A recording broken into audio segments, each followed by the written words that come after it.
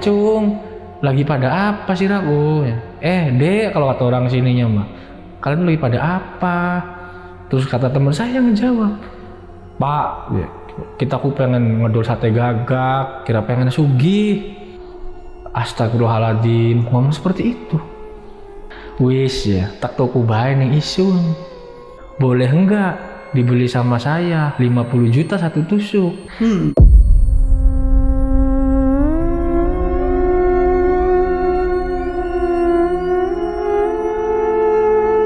Saya nanya, bapakku siapa? Bapak tuh siapa? Dari mana? Wis, nanti saya yang bakal bikin kamu hidupnya kaya. Tapi bang, sebelum si kakek-kakek itu berangkat, dia itu ngedeketin teman saya. Teman saya kan sebelah kiri, saya sebelah kanan. Dia nepuk-nepuk teman saya pakai tangan kanan, satunya terus sini, tepuk-tepuk. Nanti kamu mah ikut saya ya, main ke rumah saya.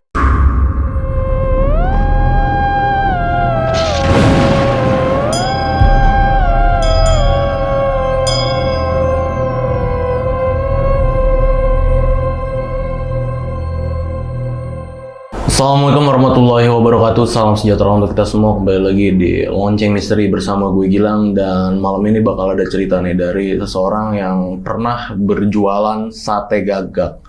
Dan yang menariknya, beliau ini berjualan sate gagaknya kepada setan atau yang kita sebut jin ya.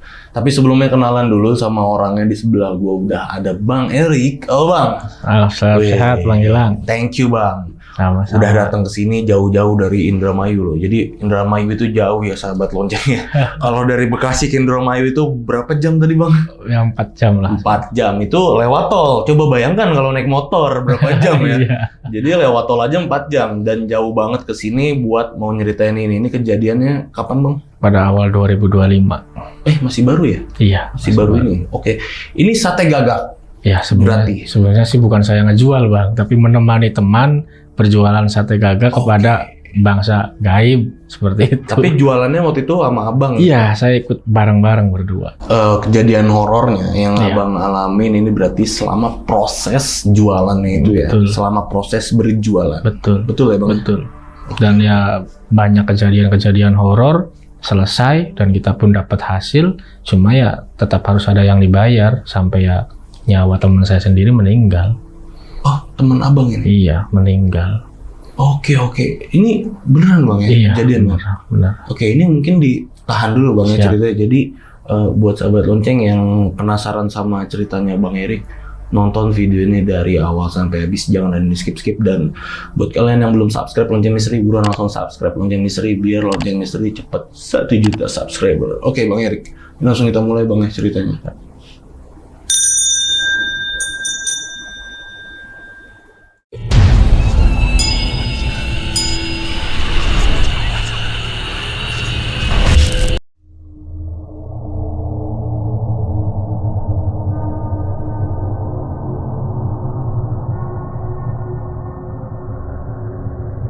Pada awal tahun 2025, saya itu berkunjung ke rumah teman. Kebetulan itu dia baru keluar dari penjara.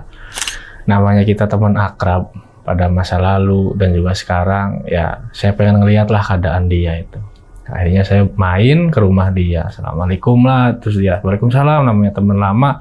Masuk, katanya sini. Terus saya kan nanyain kabar, gimana kabarnya bro? Alhamdulillah katanya sehat. Terus dia nanyain gimana? Nah saya kan nanyain, kesibukan kamu sekarang apa? Ya gimana katanya. Orang baru keluar, ya belum bisa ngapa-ngapain. Kalau ente ngapain? Nanyain ke saya. Saya bilang kan ya biasa seperti ini usaha. Nah singkat cerita Bang, dia itu, kamu punya uang nggak? Uang buat apa? Ya kalau buat makan ada, kata saya seperti itu. Terus dia bilang, temenin saya lah katanya, antar saya kemana buat nenangin diri katanya, habis ya namanya orang habis seperti itu ngebuang kebel kalau kata orang Jawa, Indramayu, ngebuang kebel kemana ya, ke tempat-tempat suci. Oh ya udah ayo, ya namanya juga sama temen, mungkin dia juga pengen berikhtiar lah ya Bang ya, mulai dari nol lagi habis keluar dari bui. Nah pada waktu itu kita berangkatlah ke daerah Surat Kalijaga di daerah Demak. Daerah Demak. Iya, di daerah Demak kita main ke sana ya biasa di sana tawasul, nenangin diri, terus pulangnya ke Cirebon, ke Sunan Gunung Jati. Nah setelah itu ya kita pulang ke rumah. Setelah pulang ke rumah itu berselang 3 hari, dia itu telepon saya. Bro, bisa kesini lagi nggak main? Ayo, kata saya. Mainlah saya lagi ke rumahnya dia. Ya biasa kita ngobrol-ngobrol lagi sama temen.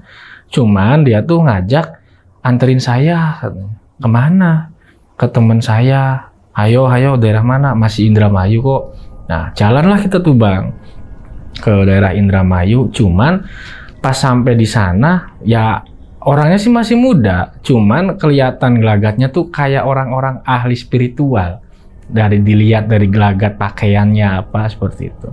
Akhirnya ya ayo mangga salaman, kita ngobrol apa, dikasih kopi, kasih makanan. Nah kayak saya sebut Abah lah ya di sini. Kayak si Abah itu kan nanyain ke teman saya tuh.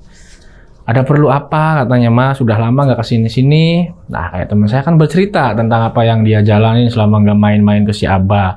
Kalau saya kan cerita tentang usaha saya. Akhirnya kayak si Abah nanya. Terus katanya, apa yang bisa Abah bantu? Pertama nanya ke saya.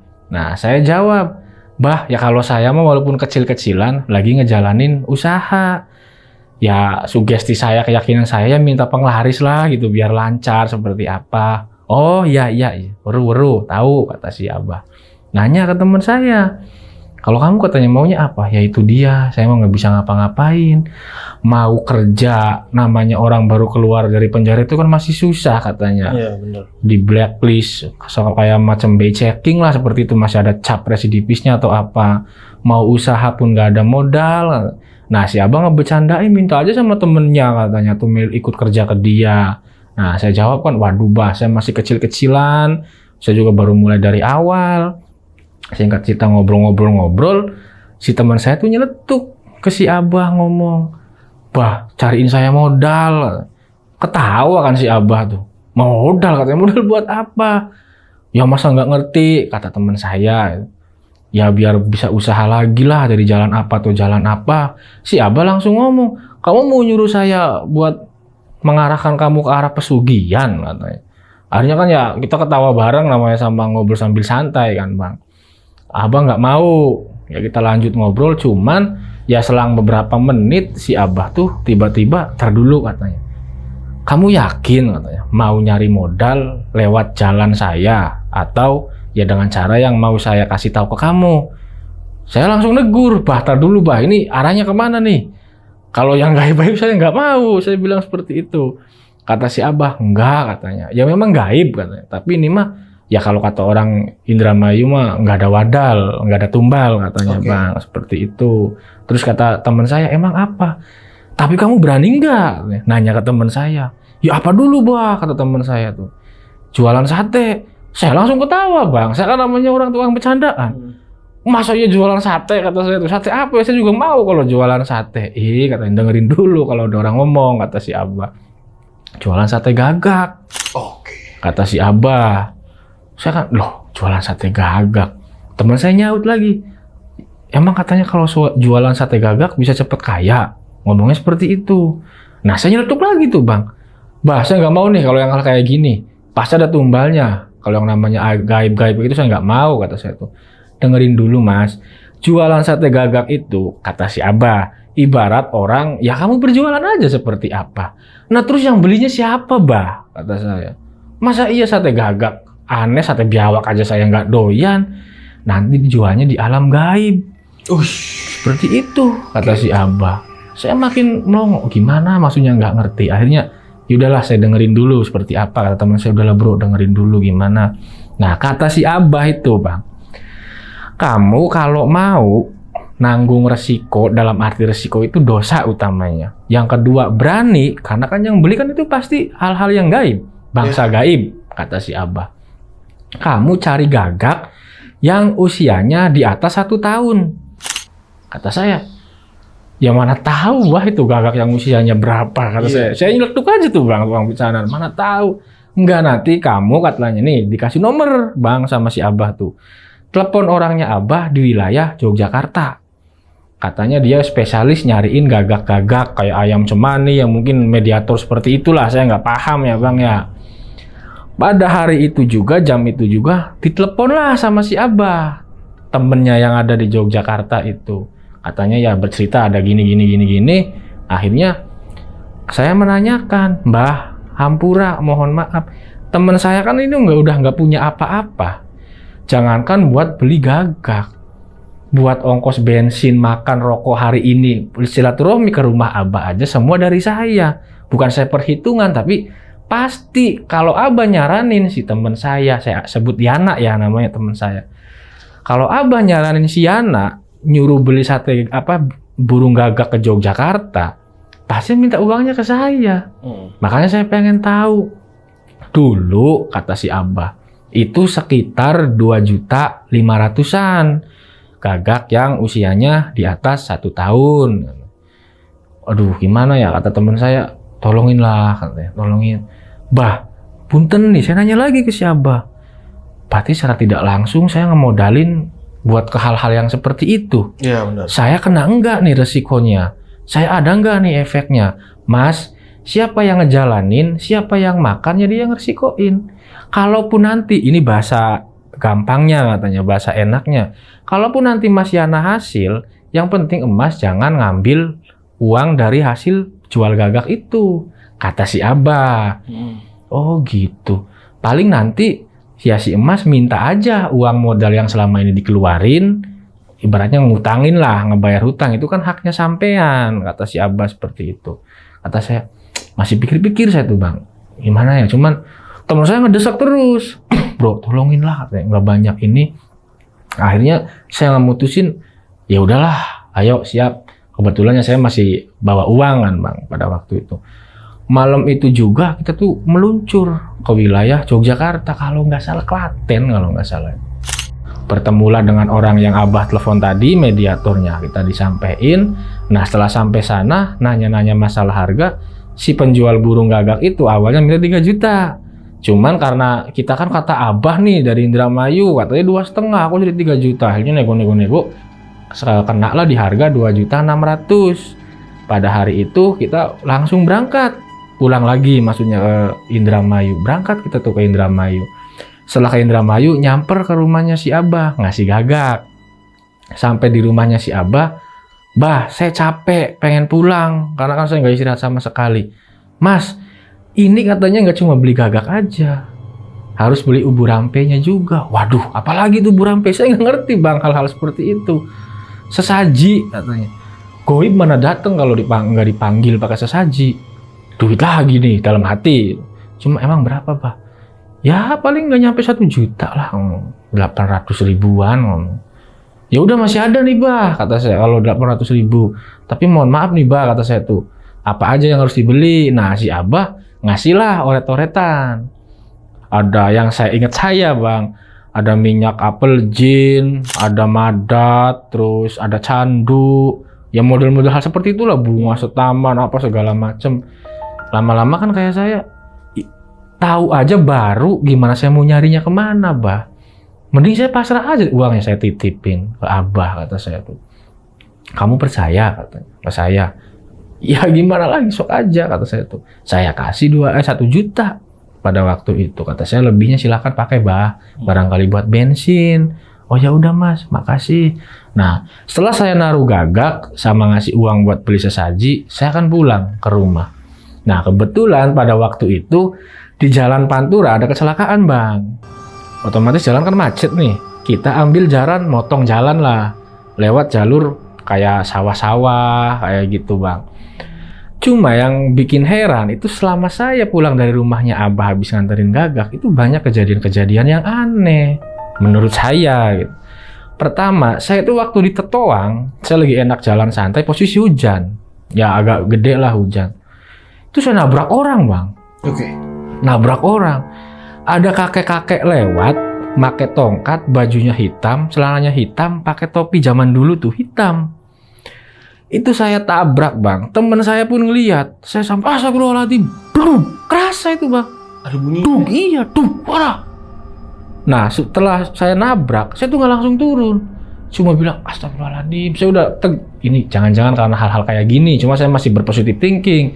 Kata teman saya, lah turun bro, keburu ada warga, nanti malah kita dimasak, katanya, kata teman saya. Udahlah turun, pengennya saya, ayo bawa ke puskesmas, langsung diobatin, udahlah kekeluargaan aja. Begitu saya turun, nggak ada orangnya tuh bang. Itu yang bikin saya aneh, lari kemana? Orang saya ngelihat dengan jelas, teman saya ajak kerasa nabraknya, dia pun terjatuh pada waktu terpelanting, tertabrak mobil saya itu. Nggak ada. Astagfirullahaladzim, kemana, kata saya. Waduh, udah nggak, pikiran saya itu udah nggak karuan nih. Masa nabrak setan, pikir saya. Kalau misalkan itu halusinasi saya, nggak mungkin dong ada suara atau kerasa setir saya. Teman saya pun terasa seperti berduk sampai astagfirullahaladzim, Allahu Akbar, berdua ngomong sama teman saya. Akhirnya ya udahlah, kita jalan dengan baca bismillah segala macem. Kita masuk ke jalur Pantura lagi karena udah ngindarin yang macet itu. Setelah di Pantura, itu yang aneh lagi, hujan udah reda. Wiper udah nggak dipakai kan mobil saya tuh. Wiper saya tuh copot bang, lepas dua-duanya itu, kabur, prak suaranya tuh. Astagfirullahaladzim, kata saya tuh. Berhenti lagi. Ini apa lagi ya, logikanya kalau wiper lagi dipakai mungkin bisa jadi ada yang kendor atau apa kan, baut bisa jadi bang. Itu orang wiper nggak dipakai. Kalau niat copot ya tadi pas waktu wiper masih dijalanin itu meleset plak. Astagfirullahaladzim, saya turun, saya cariin wipernya di mana, saya ambil lagi, saya ikat pakai tali asal nyangkol aja itu bang. Karetnya tuh bang yang meleset, dua-duanya bang yang meleset. Udah setelah itu kita jalan lagi, saya nganterin teman saya kan ke rumah. Saya pulang ke rumah. Ya saya kan, ya kalau malam sebisa-bisa saya lah setiap tengah malam kayak sholat atau zikiran.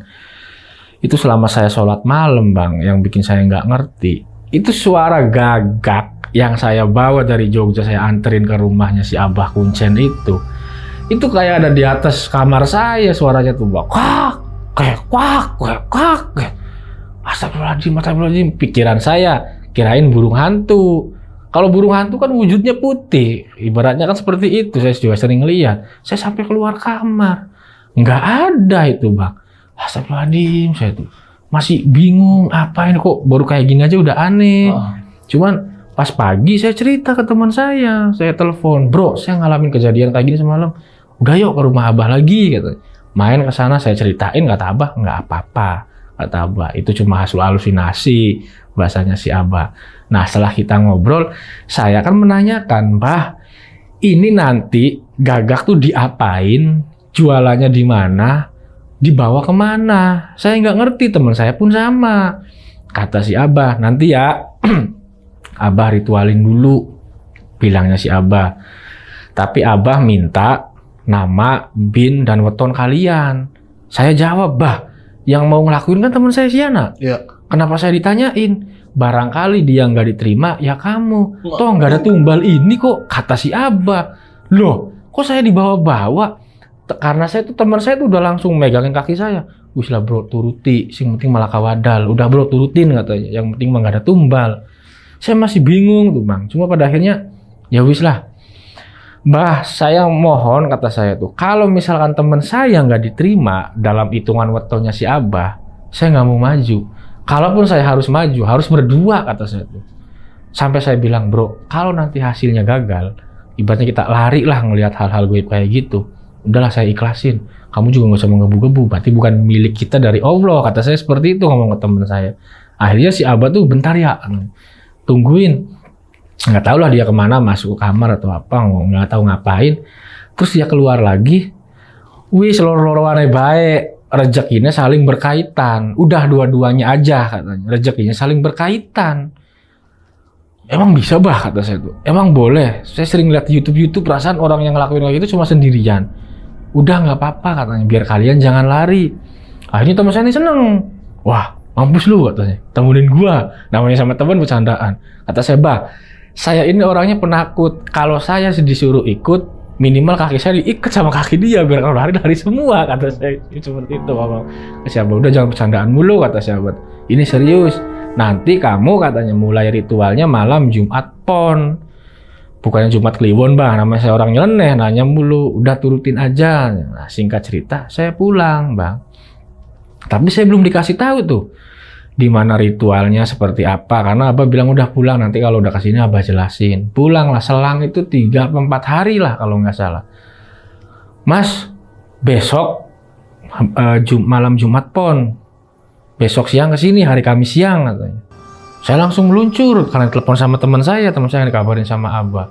Meluncur saya tuh ke rumah Abah. Nah, nyampe sana, itu udah disiapin bang, kayak ubur rampe apanya tuh. Saya dalam hati masih bertanya-tanya, ini mau di mana ngeritualinya kan bang.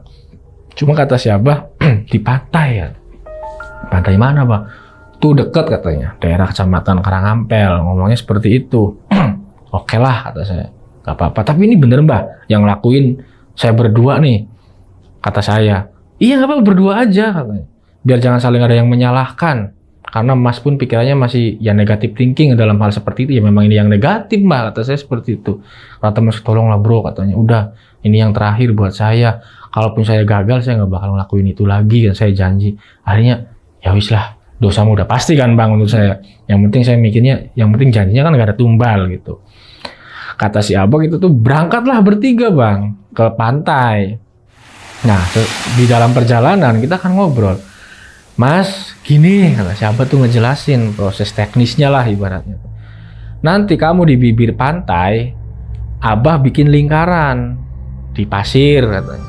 Nanti kamu duduk di tengah-tengah lingkaran itu berdua sambil ngebakar gagaknya. Yang namanya penakut kayak kalian, apalagi pemula kayak kalian dalam hal seperti ini, jawabnya si Abah. Pasti ada rasa takut. Kalaupun kalian kaget ngelihat hal-hal yang gaib, yang nggak biasa kalian lihat, yang penting kalau kalian lari atau kaget jangan sampai ngelewatin garis bundaran yang di pasir itu, lingkaran itu, bang. Kata saya, ya udahlah, iya mbah, siap. Cuman yang jadi pertanyaan saya, ini gagaknya kan belum disembelih. Katanya kan sate gagak. Di asumsi saya kan ditusuk-tusuk. Saya nanya, bah, gagaknya digimanain? Wih, kok nih karena baik. Udah, ntar di sana aja, kata siapa. Setelah sampai lokasi bang, saya tuh disuruh nyembeli gagak, tapi yang suruh nyembeli itu teman saya. Saya suruh megangin, karena yang mau ngelakuin kan teman saya, kata. Jadi yang motong pakai pisau itu teman saya. Ada berapa ekor waktu itu? Satu ekor. Saya cuma megangin si gagak itu, dipotong sama teman saya. Terus si Abah tuh dari rumah emang udah bawa persiapan kayak air panas buat nyabutin bulunya tuh. Dicabutin, terus setelah cuma megangin mah teman saya, kalau bahasa Indramayu mah ngolahin lah, yang ngolahnya tuh dipotong-potong. Jadilah pada waktu itu kalau nggak salah 10 tusuk. Oke. 10 tusuk. Dapat 10 tuh ya. Dapat 10 tusuk dari satu gagak, kaki apa dibuangin itu tuh, kepala apa dibuangin. Nah, setelah itu terus gimana mbah? Sini katanya. Suruh situ duduk di tengah-tengah, ntar saya dulu katanya. Terus sayanya gimana mbah? Kamu keluar dulu dari lingkaran. Keluar lagi lah saya tuh bang dari lingkaran. Si Abah sambil membakar segala-gala lah ibaratnya tuh, ngebul kayak gitu. Pakai dupa madat dibakarin semua. Ya paling kalau kurang lebih ada 30 menit lah si Abah ngeritualin tuh. Katanya ditawarin dulu, katanya kalau orang jualan mah ada yang mau enggak. Jangan sampai kamu jualan sampai pagi nggak ada yang datang. Karena versinya si Abah itu banyak yang di sini sampai 3 malam, sampai 7 malam nggak ada yang beli. Dari hal gaibnya, kata teman saya, mudah-mudahan saya 1 malam ada yang beli ya bah. Amin, kata si Abah. Makanya saya nyuruh kalian berdua ke sini biar rezeki kamu itu kuat, katanya dua-duanya, kata si Abah. Saya bilang oke, kata saya tuh. Nungguin si Abah ritual, saya ngobrol sama teman saya. Kata teman saya, yakin kamu bro? Yakin. Kata saya, ngeri juga ya, gue baru ngalamin usukan kayak gini, parah lu, kata gue kan gitu bang. Setelah itu Abah udah selesai, sok sini katanya. Bawa si gagaknya, satenya tuh. Terus gimana mbak kalau ada yang beli? Si Abah bawa kardus. Jadi tempat yang bakar, kayak bakar sate aja, tempat bakaran sate biasa. Kardusnya ditaruh di bawah. Kardus Indomie tuh bang. Terus gimana? Emang gaib ngomong, kata saya. Saya yang paling rewel tuh bang, karena saya paling nggak ngerti. Kata si Abah, nanti yang datang, kalau ada gaib yang datang, kamu jangan lari. Kalau dia udah datang, kamu tinggal ngacungin duit 100 ribuan sama pegang tangan kirinya 1 tusuk sate gagak. Jadi dia akan ngerti. Nah terus udah kayak gini dipraktekin sama siapa tuh, si uang 100 ribu ini taruh di kardus, nanti dia bakal ngerti si gagaknya diambil, si uangnya ditaruh di kardus, maksudnya ngasih bayarnya di kardus, ditumpukin, kata si Abah. Kata teman saya, aduh, ya wis, jangan lari. Nah, setelah itu mulailah bang itu tuh berritual, dibakarinnya kayak orang jualan sate biasa aja. Saya sambil bercandaan malah bang, teh sate. Tendang lagi sama teman saya tuh. Jangan bercandaan katanya, yang bener ngomongnya. Sate, dari bercanda. Kayak gitu kan nggak boleh bercanda. Sate kata saya. Nah setelah itu lagi enak-enak ngebakar. Pertama tuh bang, yang saya ngeliat, kirain ibaratnya ya halusinasi saya. Kayak ada pocong bang, pocong. Datang dari semak-semak kan, pantai kan sebelahnya kayak ada pohon bako, kayak ada pekarangan kayak gitu. Itu tuh pocong kelihatan saya mah. Semakin dekat, teklak.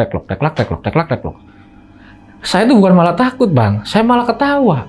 Kata saya tuh, pocong nggak punya duit nih, nggak bakal bisa ngasih duit. Kata teman saya, jangan bercandaan kamu kalau masih. Kirain saya cuma halusinasi. Saya soalnya kayak ngelihat pocong. Gua juga ngelihat. Wah langsung saya tuh takut bang. Serius nih. Waduh, saya tuh astagfirullahaladzim dalam hati. Tangan saya dipegangin sama teman saya. Saya pun megangin tangan dia. Lama-lama kita berpelukan bang, kayak Teletubbies lah. Karena saking takutnya tuh. Bismillah, kayak kalian temen, kayak gini amat. Udah kuat, udah nanggung. Udah separuh jalan kata saya tuh. Semakin deket, ngilang lagi bang. Si pocong itu tuh. Sepenglihatan saya, teman saya pun sama. Nggak jadi beli dia? Nggak jadi. Nah yang kedua tuh.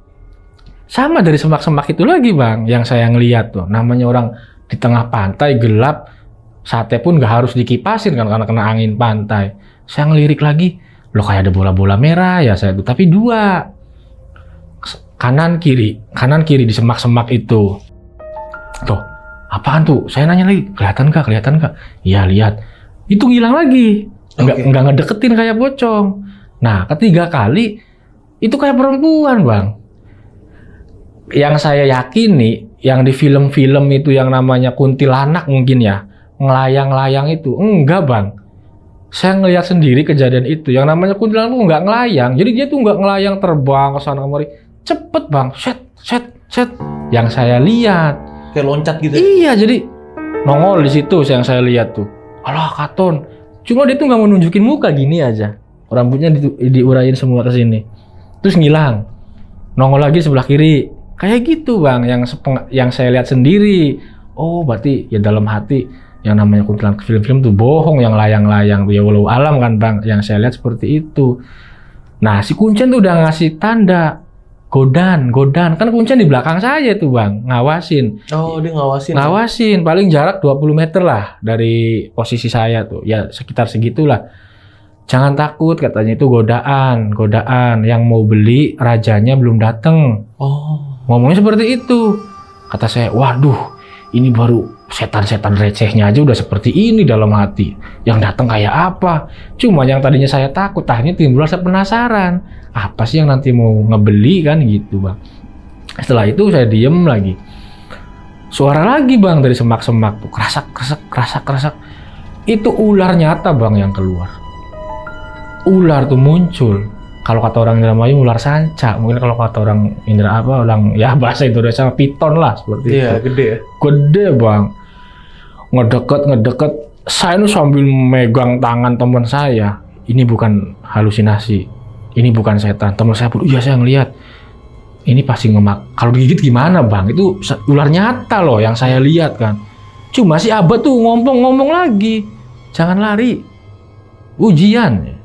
Ujian kamu itu tuh. Kalau bahasa sininya. Ya wis lah, bismillah. Itu semakin deket bang, ngedeketin sampai masuk ke dalam lingkaran. Kalau yang pocong kuntilanak itu nggak sampai masuk lingkaran, masuk ke dalam lingkaran. Apa iya dalam hati ular yang mau ngebeli? Dalam hati saya, yang tadinya seperti ini bang ular tuh. Kok ular sanca tiba-tiba kayak ular kobra naik. Berdiri. Saya semakin Allah Akbar. Udah pengen lari bang saya tuh. Sampai nyubit, Melayu baik aja, lari aja ta. Kasih kuncinya tahan. Udah kayak gini, ya wis lah, paling juga ngilang. Dalam hati saya, itu bener ngilang bang. Ngilang lagi si ular yang berdiri itu. Saya pikirnya, kamu ngelihat yakin itu ular nyata? Iya. Saya punya, oh ya udah bener. Sama-sama ngelihat, sama-sama nyata. Udah saya tungguin lagi. Apalagi nih setelah ini? Mau sampai kapan saya tuh? Emang bener-bener, waduh perasaan saya bang udah capek, dingin kan deket pantai. Ini kok nggak ada yang mau beli, kata saya tuh. Tiba-tiba bang, dari tengah laut, itu datang kayak perahu. Bentuknya itu kayak kapal nelayan, pakai kayu. Tapi gedenya itu kayak kapal-kapal yang kayak saya lihat di pelabuhan-pelabuhan. Tongkang. Ya seperti itulah, tapi bentuknya kayu. Cuma yang saya bingung, si perahu tuh semakin ngedeket.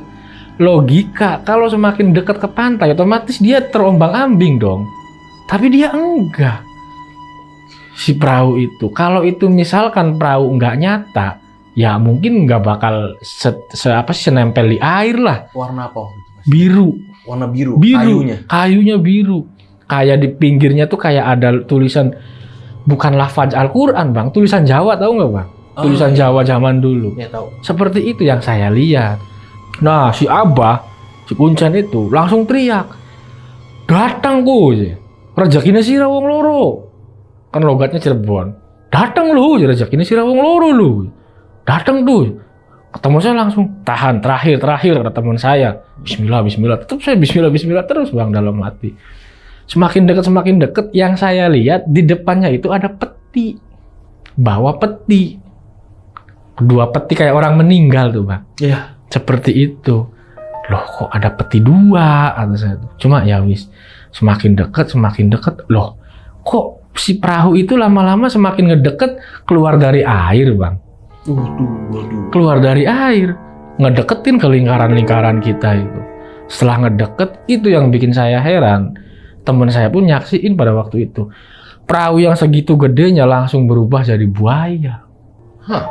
Itu yang saya aneh bang. Langsung mulutnya ngebuka. Otomatis bang, saya namanya ya manusia biasa lah.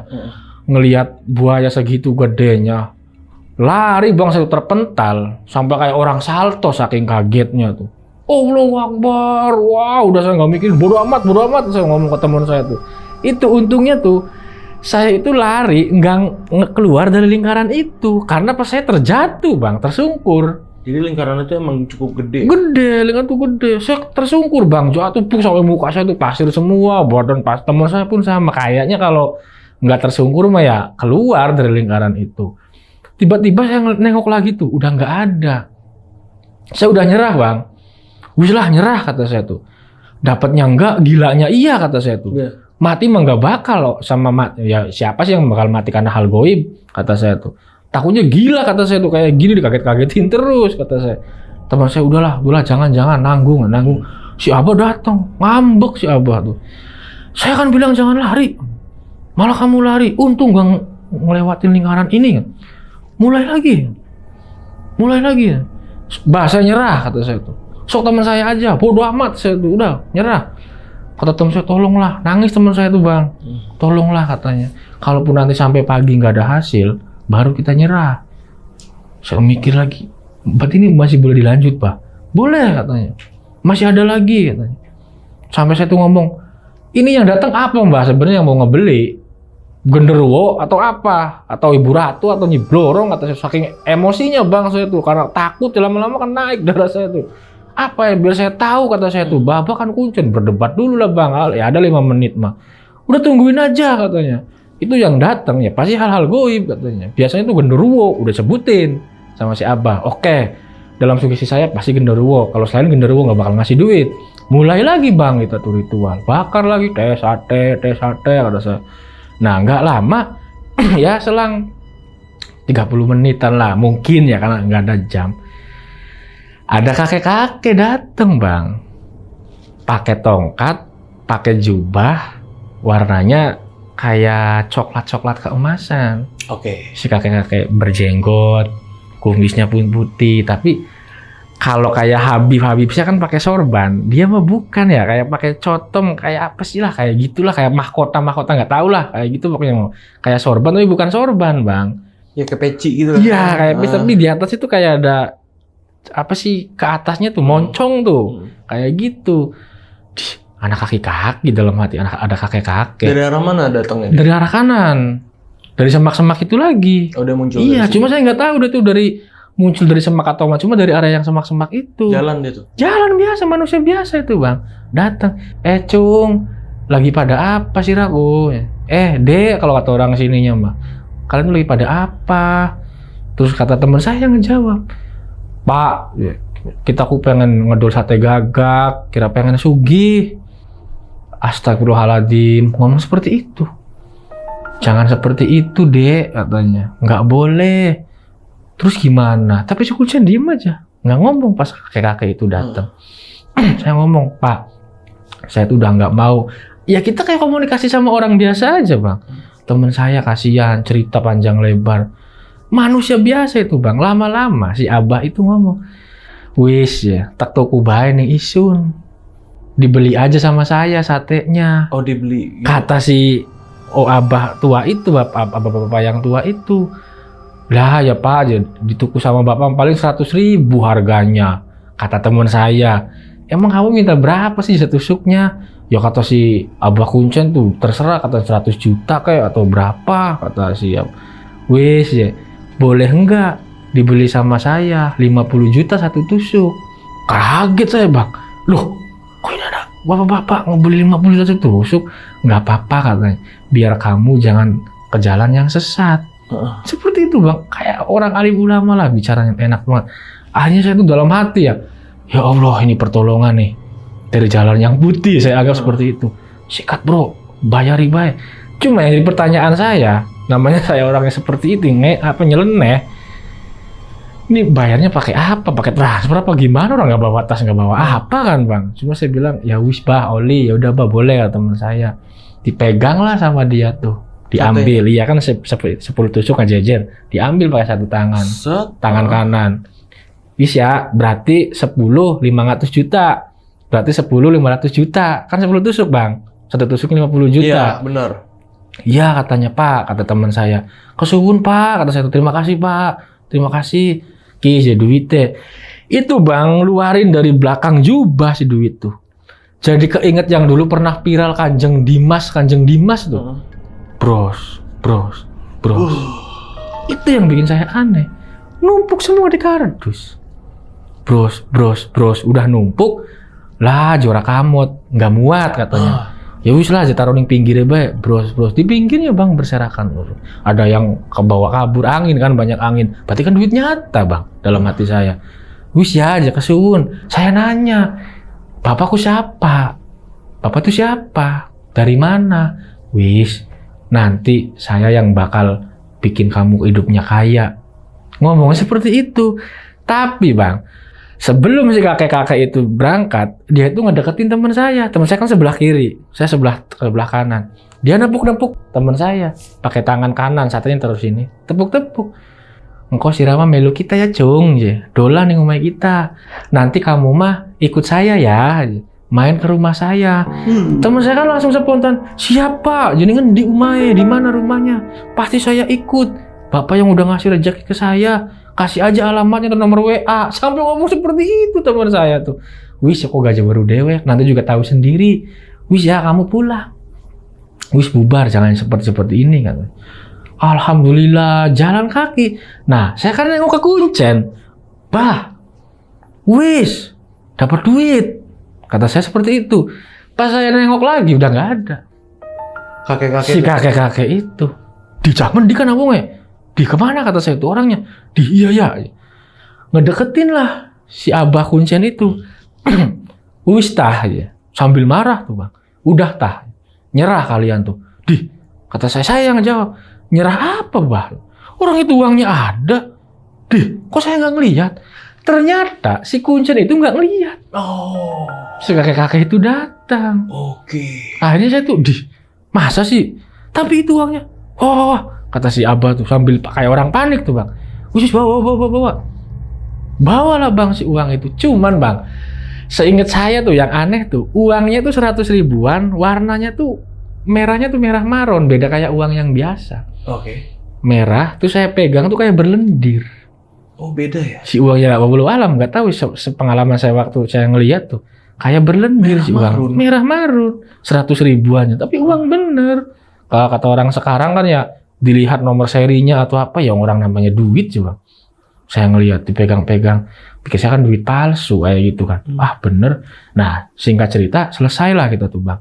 Dibawa ke rumah Kuncen si uang itu. Tunggu, berarti ini uangnya pecahan 100 ribu? 100 ribuan semua. Oke. Itu yang tertumpuk di dus sama yang bercecer. Karena kan nggak muat kata si kakek-kakek itu. Ada yang terlempar juga karena angin, ngedadak diambilin. Untung nggak jauh bang. Nah dibawa ke rumah Kuncen kita hitung. Kurang 10 juta. Oh. Harusnya kan 500 juta. Kurang. Berarti Jadi 490. iya. Cuman mikir saya hitung-hitung sedekah lah. Tercecer kan tadi karena angin, kata saya namanya angin pantai kan bang, kata 10 saya. juta tuh melayang tuh. Ya nggak tahu ya kemana lah, cuma kita hitung lagi sama si Kuncen itu. Jadi 490 juta. Kata teman saya, wis lah bagian ya rezekinya kita. Cuma si Kuncen tuh di rumah tuh malah dia yang kayak kebingungan bang. Sampai nanya, kamu tuh orangnya kayak apa? Ditanyain detail lah ceritanya kayak apa. Kok aneh ya? Kata si abah Kuncennya. Saya pun ngejawab. Kata abah kan nanti yang ngebeli hal goib, genderuwo. Makanya saya nggak nyangka kalau dia mau ngebeli. Cuma pikir saya, teman saya nyeletuk nih. Haji kali orang sini nyedekahin biar kita nggak musyrik. Kata teman saya. Ya udahlah walau alam kata si Kuncen. Udah hitung. Bah, tar dulu kata saya. Saya dulu pernah punya pengalaman nerima uang kayak gini, uang tipu-tipu, uang goib, uang sulapan. Oh iya Mas katanya. Iya, pernah saya gini. Usah pakai beli dulu katanya. Saya keluar bang beli. Itu bener transaksi di Alfamart. Karena ada Alfamart 24 jam di pinggir jalan tuh. Bener. Bener beliin udah dapat rokok, dapat kopi saya tuh. Sempat di store tunai nggak? Enggak kalau saya tuh enggak sempet saya tuh. Cuma beli itu saya bawa pulang lagi. Bener bang. Nah si abang masih kebingungan posisinya tuh. Ini tuh di luar kemampuan saya, kata si abah Kuncen. Saya juga bingung, tapi saya masih berkeyakinan ya rezeki dari Allah kalilah dengan berbagai cara menyelamatkan kita, menurut saya gitu bang. Abah tuh bingung berarti bingung di siapa yang ngasih, bukan si nominalnya yang too much ya? Iya, karena dia nggak ngelihat siapa yang ngasihnya dan persepsi dia itu yang datang pasti goib. Bahkan dia udah berani ngejambutin genderuwo yang punya duit itu. Ngomong si abah bang seperti itu. Akhirnya teman saya nyeletuk, bah ini udah beres. Terima kasih. Nah sekarang maaf katanya bah, bukan saya ibaratnya kayak orang jual beli ngasih komisi. Abah minta berapa? Kata teman saya. Si abah bilang saya nggak mau. Bawa aja. Oh dia nggak mau. Seperti itu. Kalau kamu mau ngasih pakai uang sendiri aja, jangan uang dari orang yang itu. Oh gitu. Kata saya emang abah minta berapa? Seikhlasnya mau 1 juta, 2 juta, mau 500 ribu juga terserah. Kata saya, duh gimana bro? Kata teman saya, udahlah pulang dulu katanya. Nggak enak masa ngasih cuma 500 ribu. Kata saya, bah kalau saya pulang dulu gimana? Soalnya saya cuma bawa ada uang cash tinggal 500 ribu. Paling saya ke ATM dulu. Nggak apa-apa mas, orang apa-apa. Nggak apa-apa. Sini saya terima. Itu aja, 500 ribu bang. Saya kasihin ke abah. Saya bawa dus sama teman saya, pamitan. Cuma si abah ngomong, sing hati-hati. Sambil jalan, teman saya masuk mobil sambil masukin dus yang isinya uang itu. Saya dipanggil sama si abah. Jang, ini apa bah? Kamu jangan makan uang itu, kata si abah. Wah, saya juga ngeri bah, kata saya tuh. Kamu minta aja hak kamu. Kamu ngebiayain dia makan, minum, rokok dari keliling-keliling kamu itu nggak apa-apa. Beli gagak sesajen, ini bensin pun kamu hitung atau totalnya berapa. Itulah yang kamu minta aja. Itu karena hak kamu, uang kamu. Oh gitu bah. Iya. Kayak saya bercanda ini. Kalau 100 juta boleh nggak bah? Namanya duit kan bah. Saya, boleh nggak bah? Kita serah kamu katanya. Kalau katanya kamu takut sama efek kayak gitu. Nggak bah bercanda kata saya. Ya udahlah. Abah dia kayak ngasih kode ke saya seperti itu kan bang. Ke teman saya nggak ngomong apa-apa. Di jalan saya berangkat. Nganterin ke rumahnya. Nyampe rumah kebetulan itu kan bapaknya kan pensiunan polisi. Perwira punya jabatan lah dulu. Bapaknya dia? Iya, dulu. bapak teman saya dulu pensiunan perwira polisi. Cuman udah ya sakit-sakitan. Sampai rumah Teman saya tuh bilang, "Pah," katanya, "nanti besok ke rumah sakit berobat." Katanya. Nangis bapaknya tuh, dapat duit dari mana? Ini dipinjemin katanya sama Erik. Nangis, "Makasih ya Nang, kesubuhnya Nang." Saya kan ikut terharu Bang akhirnya. Ya Allah, berarti orang kakek-kakek tadi itu benar-benar wasilah dari yang di atas kata saya tuh. Karena buat ngobatin orang tuanya juga dalam hati saya Bang. Ya udahlah ya pamit. Nah sebelum saya pamit manggil teman saya tuh. "Tar dulu," katanya. "Hitung-hitungan dulu. Sok kamu minta berapa? Bagi 2 tah," katanya. Ya siapa Bang yang tergiur sama uang 200 juta pada saat itu kan. Iyalah. Cuma kan saya ada wejangan dari si Abah dan saya pun memang agak rancu juga kan. Karena saya ngalamin sendiri, ikut sendiri. Akhirnya gini aja bro, saya minta ya uang yang tadi aja kamu kembaliin. Itu ya ibaratnya ijazahnya saya nginjemin kamu. Berapa sih katanya? Saya hitung apa Bang? 12.500.000 totalnya kata saya tuh. Dia ngasih 50 juta. Wow. Saya tolak. Enggak apa-apa katanya. Ini buat terima kasih saya. Ini ya berbagai banyak omongan lah. Ini itu. Punten kata saya tuh. Itu hak kamu. Ini hak saya. Saya kantongin lah Bang. Saya taruh di tas kan selalu bawa tas kecil. 12 juta tuh. Iya 500 saya kantongin. Selesai lah pada saat itu Bang. Saya pulang. Setelah saya pulang. Ya namanya sama temen. Komunikasi. Nah setelah komunikasi. Kamu mulai usaha apa kata saya tuh, dapat uang itu. Nggak ada yang kejadian aneh lah Bang.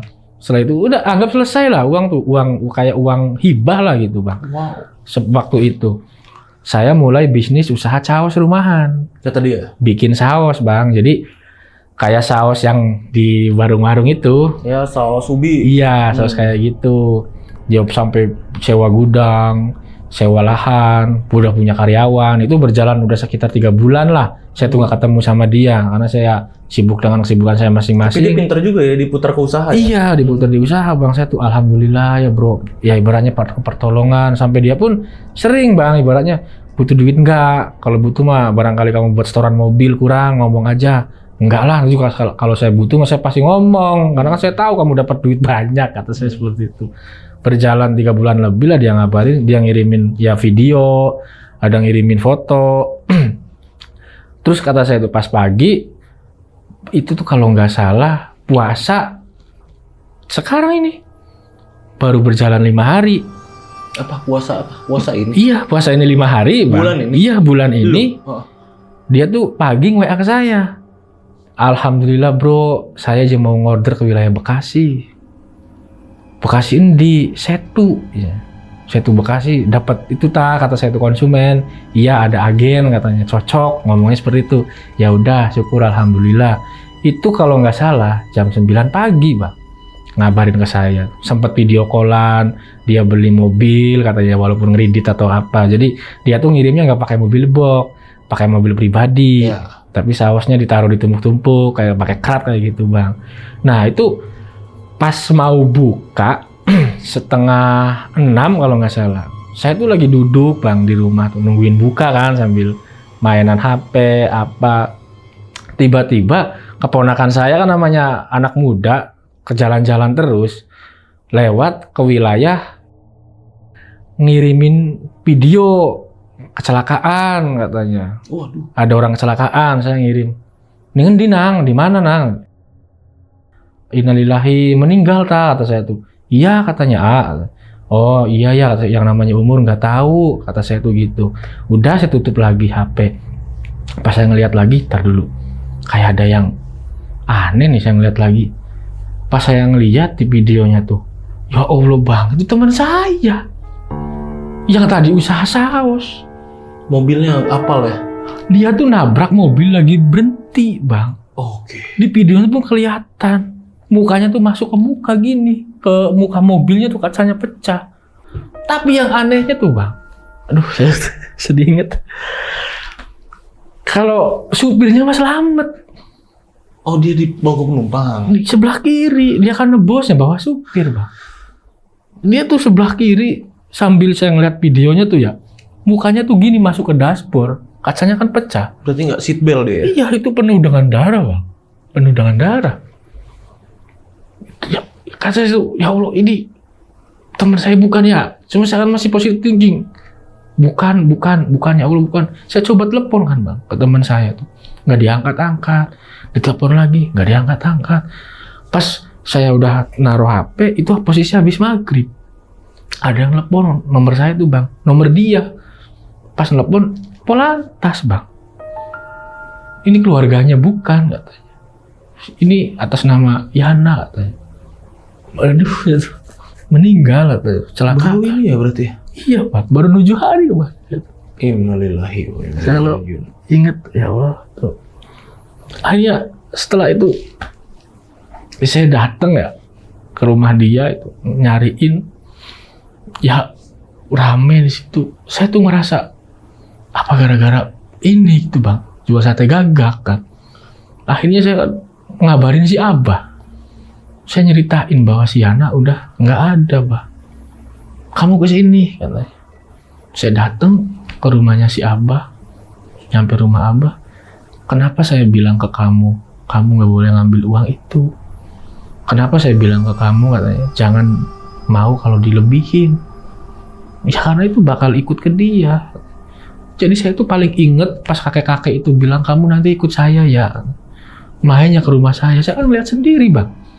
Waktu teman saya ditepuk-tepuk punggungnya seperti itu, teman saya dengan antusiasnya, dengan semangatnya, iya Pak, kesuwun Pak, kita pasti dolan, saya pasti main, di mana rumahnya. Ayo sugesti saya kan ke situ Bang, arahnya tuh, ya Allah alam gitu kan. Begitu saya main ke rumah si Abang malah ngomongnya kayak gitu. Jadi saya tuh, astagfirullahaladzim, ya Allah, akhirnya saya nangis Bang di rumah Abah itu, maksudnya ya, saya takut sama badan saya sendiri gitu. Terus bahasa saya aman enggak kata saya tuh. Insya Allah aman. Ya semenjak ada kejadian itulah Bang, saya tuh sering keliling-keliling main ke rumah kiai, belajar sholat, apa ini tuh segala macem. Pas main, menuju hari kemarin nih Bang, sebelum saya datang ke sini. Menuju hari, nemuin bapaknya kan udah sakit-sakitan. Ibunya udah menikah lagi. Kakak yang perempuannya udah punya suami, ikut ke suaminya. Datang ke situ, saya ditanyain, kamu tuh Je minjemin duit dari buat usaha tuh uang dari mana? Bukan saya yang minjemin kata saya tuh. Ya nggak tahu dari mana, tapi kata si Yana dipinjemin sama kamu, katanya kamu minjem bank. Ya mungkin keluarga juga curiga Bang. Uang tiba-tiba punya 500 juta dari mana? Sedangkan dia kerja aja enggak, baru keluar dari penjara. Ternyata dia tuh alasan ke keluarganya tuh bisa buka usaha apa tuh. Si Erik katanya pinjam ke bank, uangnya yang golang, yang muterin Yana. Seperti itu Bang. Akhirnya saya jujur lah Bang Kemarin tuh ke keluarganya tuh, jujur udah nyeritain semuanya. Dibawalah ke rumah si Abah itu. Cuma karena keluarganya si Yana itu kan nggak percaya dengan hal-hal seperti itu. Ya ibaratnya ya udahlah, diikhlasin apa ini itu segala macam. Cuma pas pada waktu dikuburin, dimandiin, saya kan nggak tahu Bang, nggak ngeliat. Tapi pengakuannya si kakaknya itu kayak keluar darah seger terus dari kemaluan. Pokoknya lubang-lubang aja Bang, hidung, sampai mandi dimandiin lagi kata. Ya Allah ya Rob, kata saya tuh. Makanya, aduh ini tuh yang saya takutin tuh ke saya enggak gitu Bang. Nyampe efeknya tuh baru banget malah kejadiannya tuh. Ya entahlah ini yang dinamain pesugihan gagak, saya nggak tahu lah ya Bang ya. Intinya ya saya benar-benar ngelihat dari mata saya sendiri, ikut ngelakuin ritualnya gitu, walaupun yang memakan uangnya dia gitu. Cuma saya tahu banget itu omongan yang kakek-kakek, kamu ikut ya katanya ke saya, dan dia sangat antusias tuh ngomong seperti itu. Ya Pak, saya ikut. Seperti itu Bang ceritanya kurang lebih. Kelingan tadi deh. ya kan masih baru banget ya. Baru Bang. Ya aku juga kaget ini, masih baru banget kejadiannya. Ya kalau pengen main ya ayo ke sana. Pabrik ya apa sih kalau kata saya mah, pabrik rumahan sausnya juga ya masih ada sekarang. Tapi itu kalau di track kan sama penonton masuk nggak sih berita? Ada viral di Facebook juga Bang. Ada ya di berita Viral, ya? viral. Ya, tapi kalau ya mungkin ada penonton yang nge-track atau apa, mohon dijaga lah ya sama ini, jadi komentar kan kadang. Iya. Kadang oh ini nama korbannya ini ya, jangan di spill di kolom komentar ya sahabat lonceng ya. Ada. Seperti itu makanya. Kita jaga, kita sama-sama tahu lah. Cukup tahu aja kalau emang lihat di berita. Kasihan ke keluarganya juga. Ya, kasihan keluarganya. Ya, maksudnya kenapa saya ceritain ya sampai saya publikasikan, ya bukan saya pengen apa sih ngejelekin keluarga tentang seperti itu atau ngebongkar aibnya mereka gitu. Cuman ya kalau bisa sih ya buat edukasi, jangan sampai lah ikut-ikut hal-hal yang gaib-gaib. Walaupun apapun perjanjiannya, setan itu tetap nggak ada yang benar. Perjanjian setan itu nggak ada yang, ya buktinya dia kata si abang nggak mungkin ya walau alam ini juga kan. Tapi kan ya orang si kuncen aja mengiyakan. Ya seperti apa?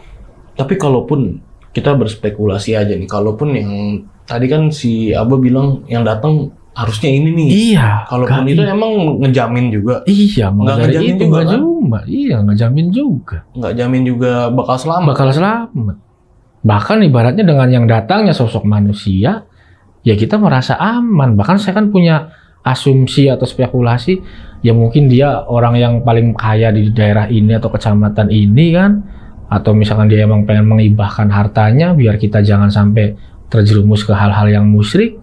Teman saya pun seperti itu, merasa ibaratnya ini wasilah dari yang di atas. Berarti inti dari si Sugiana ini yang make duitnya nih, iya, bukan yang melakukan ritualnya. Iya, yang make duit, yang make hasilnya, yang make hasil, yang kena itu. Karena walaupun saya ya memakai 12.500.000 ya itu kan uang modal saya, dikembalikan, hak saya ya saya pinjamkan. Iya, dari berhari-hari makan, iya, makan rokok, perjalanan ke sana kemari, ya, penginapan, iya total 12 sih. 12.500.000. Seperti itu bang, makanya astagfirullahaladzim seperti apa? Belum belanja ini itu. Iya, makan yang lain, cemilan ini itu kan.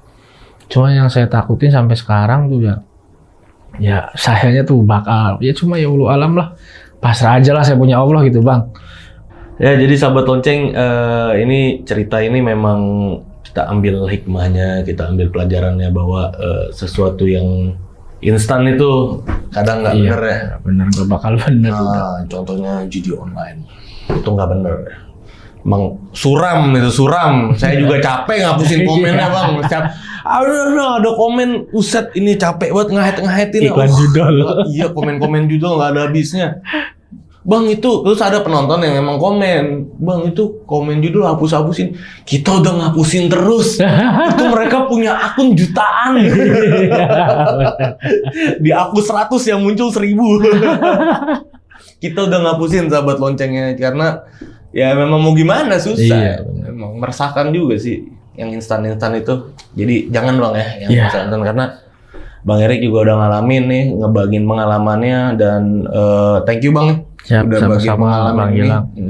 Semoga ya rezekinya abang lancar terus dan amin. Kesehatan terus dijaga sama Allah. Dan buat sahabat lonceng yang udah nonton video ini dari awal sampai habis, gimana pendapat kalian? Tulis di kolom komentar. Kalau kalian suka sama video ini jangan lupa di like videonya, dan buat sahabat lonceng juga yang mau cerita datang langsung ke sini. Itu caranya gampang banget. Kalian bisa klik link di deskripsi di bawah video ini atau ke Instagram kita di @loncengmisri. Bisa klik aja link yang di bio-nya itu ya. Oke, akhir kata gue Gilang izin pamit. Bang Erik juga izin pamit. Wassalamualaikum warahmatullahi wabarakatuh. Waalaikumsalam warahmatullahi wabarakatuh.